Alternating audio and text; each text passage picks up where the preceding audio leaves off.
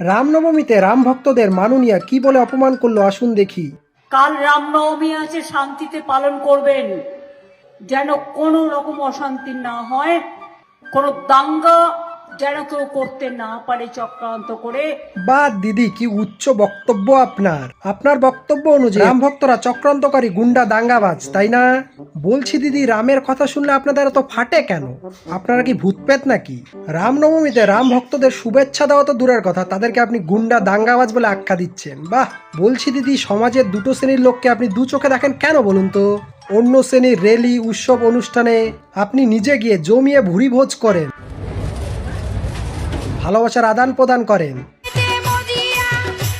তাদের রেলিতে তাদেরকে শুভকামনা জানান।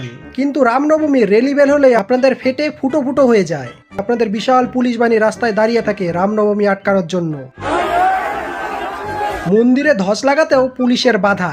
মন্দিরে রাম ধ্বজ লাগাতে বাধা। হিন্দুদের বিশ্ববিদ্যালয়ে রামনবমী পালনেও বাধা। কলকাতা বিশ্ববিদ্যালয়ের ইতিহাসে নজিরবিহীন ঘটনা, যেখানে রাম নবমী হচ্ছে যদিও ক্যাম্পাসের ভিতরে নয়, ক্যাম্পাসের বাইরে। কিন্তু অফিসের ভিতরে ইফতার করলেও সেটা কিচ্ছু না। বলছি দিদি, আপনি একটা রাজ্যের মুখ্যমন্ত্রী, তো সমাজের দুটো শ্রেণীর লোককে সমানভাবে সমান চোখে দেখতে শিখুন। কাউকে একটা চোখ বড় একটা চোখ ছোট করে দেখবেন না প্লিজ। ধন্যবাদ। রাম রাম।